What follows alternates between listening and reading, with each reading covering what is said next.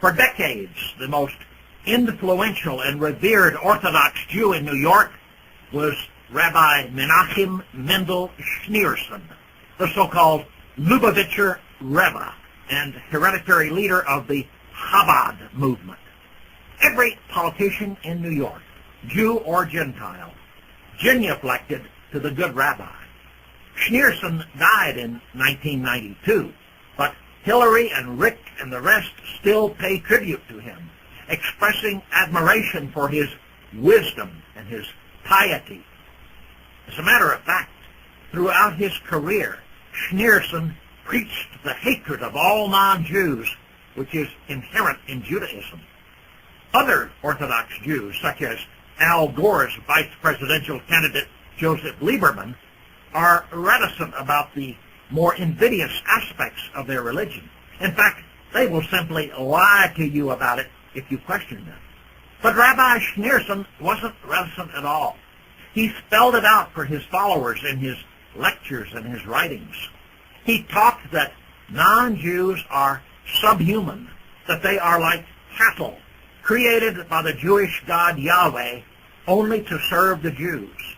He taught this explicitly, openly, over a period of many years. I'll quote directly from one of Rabbi Schneerson's lectures. This is taken from a book of his lectures published in Israel in 1965. The English title of the book is Gatherings of Conversations. I quote, "This is what needs to be said about the body. The body of a Jewish person is of a totally different quality from the body of a member of any other nation of the world. The Jewish body looks as if it were, in substance, similar to the bodies of non-Jews, but the bodies only seem to be similar in material substance, outward look, and superficial quality. The difference of the inner quality, however, is so great that the bodies should be considered as completely different species.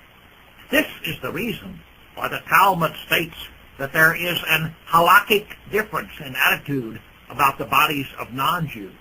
Their bodies are in vain. An even greater difference exists in regard to the soul. Two contrary types of soul exist.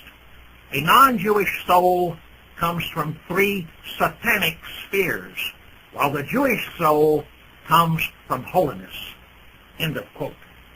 And there's much, much more in the same vein, although reading Rabbi Schneerson's lectures is not easy. Like the Talmud, they are full of hair-splitting, lawyer-like quibbling and references to obscure authorities. If you spend much time reading the Talmud and ask yourself what kind of people could be governed by such a strange religion, you'll likely come to the same conclusion both Rabbi Schneerson and I have come to. The Jews and we really are completely different species. The Jews of the New York Times and all of the other Jews covered for Schneerson, of course. No one ever denounced his teaching or called him a hater. Instead, he always was praised as a sort of living saint. And as I said, the Gentile politicians like Hillary Clinton and Rick Lazio, who really know better, still genuflect whenever his name is mentioned. And the Jews play right along. What contempt they must have for us. How easy it is to deceive us. And how easy it is to bleed us. When a U.S. Navy destroyer, the USS Cole, was attacked in the Red Sea last week and nearly 20 American sailors were killed, not one government official was willing to place the blame where it belonged. Mr. Clinton's Jewish Secretary of Defense was on television promising that he would search to the ends of the earth to find and punish the people responsible for the attack.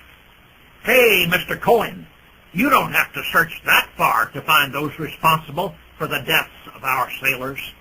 The Jews have been murdering Palestinian children for the past 3 weeks with the support of your government. The Jews have been firing rockets into Palestinian apartment buildings from helicopter gunships supplied to Israel by your Defense Department. Last week, 70 U.S. senators signed a resolution of support for this sort of Jewish behavior. That was the Senate of which you used to be a member before you became Secretary of Defense. It was you who sent the USS Cole into harm's way in order to maintain a blockade of Iraq, a blockade which in no way serves American interests, but which is demanded by Jews because Iraq is an enemy of Israel. Mr. Clinton came on television and said that our ship wasn't on a hostile mission. You certainly understand, Mr. Cohen, even if Mr. Clinton doesn't, that blockading another country with a warship is a hostile action. It is an act of war.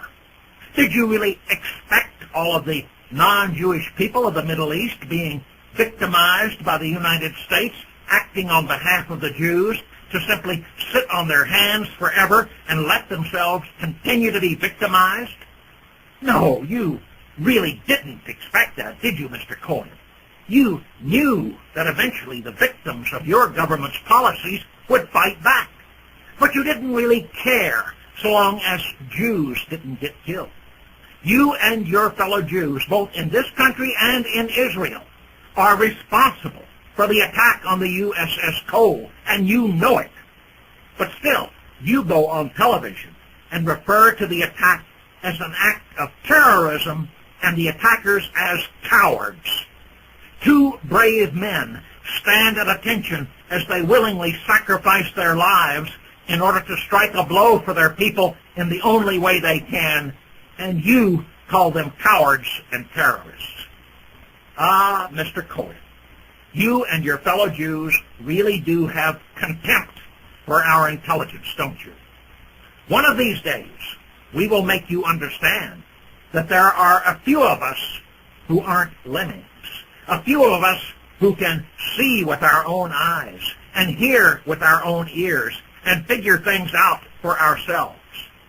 That will be the day when we begin settling the score with those who have been deceiving and corrupting and bleeding our people for so long. Thanks for